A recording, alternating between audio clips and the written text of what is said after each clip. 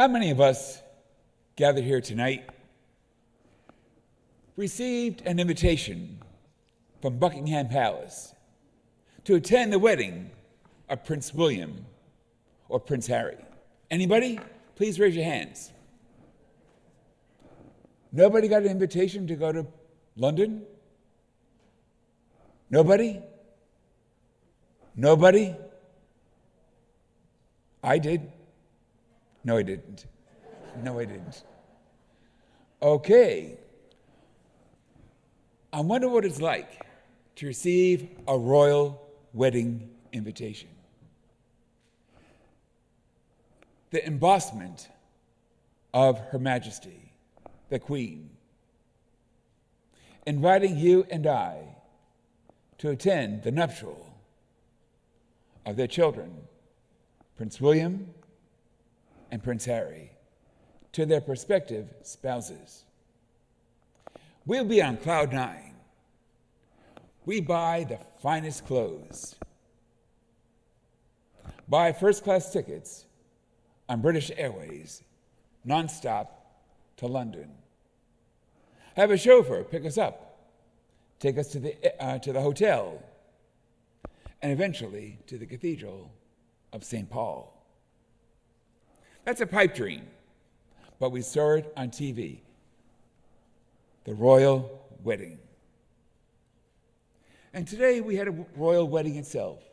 The King, God, presenting to the world his Son, marrying you and I, his faithful disciples.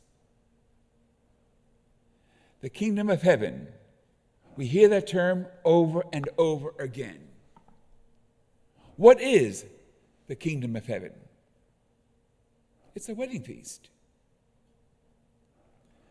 It's pure and simple, the wedding feast that the King, God, threw for his Son.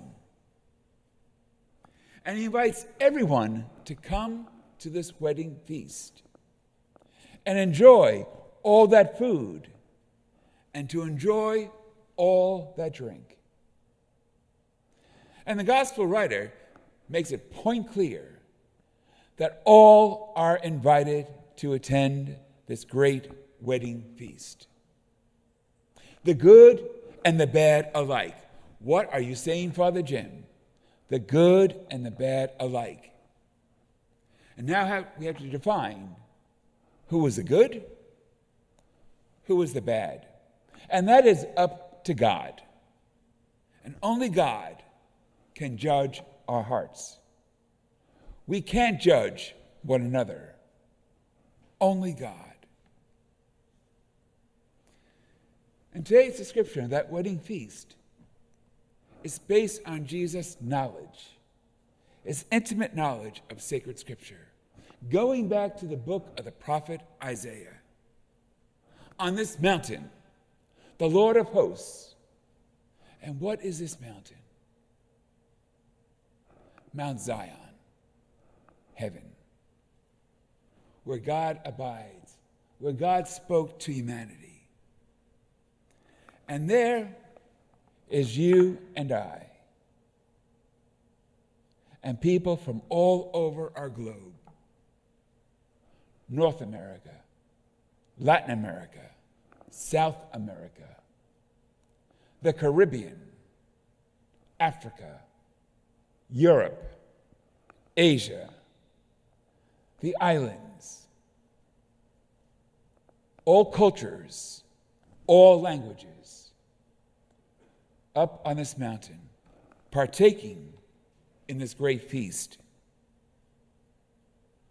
Everyone is happy and thrilled to be there, the good and the bad alike. Anything that causes division is gone. It's destroyed by the love of God. No more tears.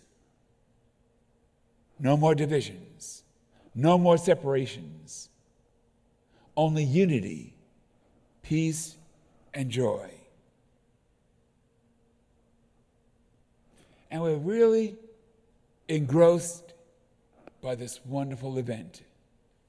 We can't take our eyes off it, nor put down our forks. And yet Jesus interrupts this wonderful invitation. He sees a guest that is not properly clothed. And the king confronts him.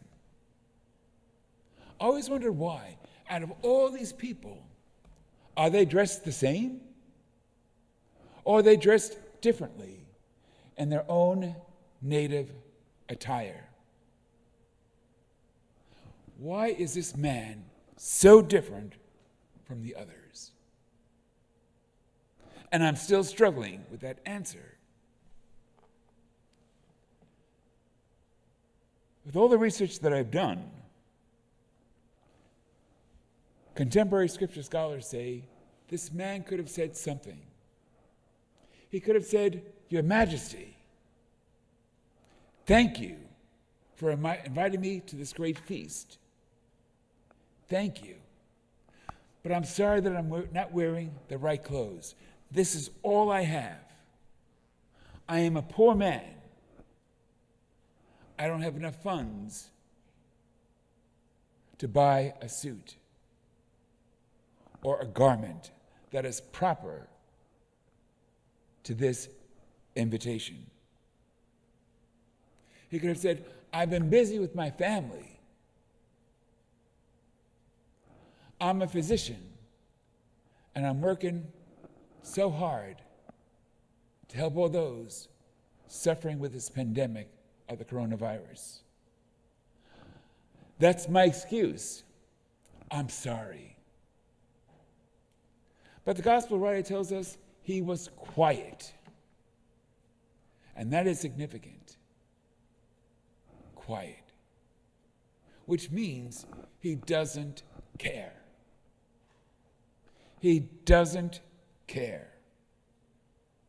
It was that bitter silence that he doesn't say yes or no, I'm sorry or thank you. Not a word of remorse, not a word of gratitude, nothing. And that was significant for the king. So what does the king do? He throws him out into the darkness. You have no life within me. If you have life within me, you'll be living in peace. You'll be living in light. Because my son is a light of the world. And the king concludes, many are invited, but few are chosen. Many are invited. And how many times when we throw a party or a reception and we send out all those invitations and we lick the stamps on those envelopes and we wait and we wait and we wait and we wait for a reply. We're at the point of expiration, aren't we? Hello? Has that been your experience? Then we have to call up. By the way, did you get my invitation? Being very kind, and yet you're muttering under your breath. Did you get my invitation? Oh yeah, it's sitting on my desk. I'm going. And the day of the party, no show. And your blood pressure ratchets up, doesn't it? It does. I knew it. I knew it. I knew it. That's God's reaction to us, isn't it? Why? But then we look a bit deeper, because our faith tells us to move deeper. The cost of being a disciple, the cost of being a Christian, means to go deeper. Our faith tells us it's not just for nice people, it's for hard people. Not just for nice people who do good things, but an invitation each and every day to come follow me. Will you follow me? Will you take up your cross and follow me? Will you have the call for conversion, to be transformed into a new being, into a new and better Christian, into a new and better disciple? Again, that's what parables are all about. A way of conversion, a way of transformation, a way of being a better disciple. Putting on Christ each and every day. Not what I did 50 years ago, but what does it mean to be a disciple in the 21st century? The king was right. Many are invited, but few are chosen to accept this call. We are invited, brothers and sisters, today, on this October 10th, to come to this wedding feast. And lo and behold, here we are, wearing a wedding garment. And what is that wedding garment? A baptismal garment. On the day of our baptism, we received a new garment. Put on Christ is in the ritual. You have been clothed with Christ, and wear this garment as an outward sign of your Christian dignity, and bring that dignity unstained into the everlasting life of heaven. Maybe this man who was reduced to silence rejected that call. I'm just here for the food and for the drink. Don't get me involved, because I don't want to be involved. I don't need that wedding garment. It makes sense now. Will we accept the Lord's invitation to come follow me?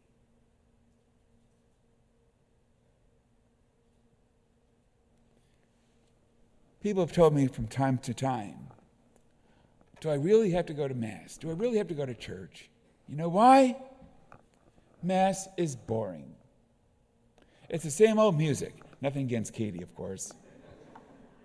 Nothing against preaching, but some preaching is pretty bad, which is true. But going to Mass is praising God.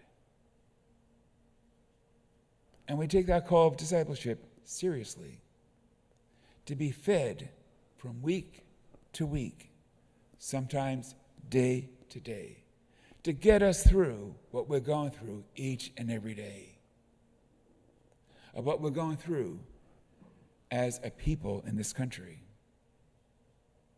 to get through this coronavirus each and every day, to give us the gift of patience when becoming a teacher to our kids, to give our kids a type of role model. We'll get through this together.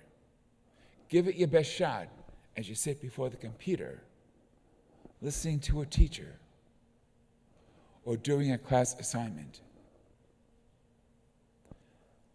This is when the rubber hits the pavement. Are you willing to follow me in these tough times? And the answer for us tonight, is yes. Proof of the pudding? You're here. And thanks be to God for that. The wedding feast is here right now. Let us all now prepare our garments.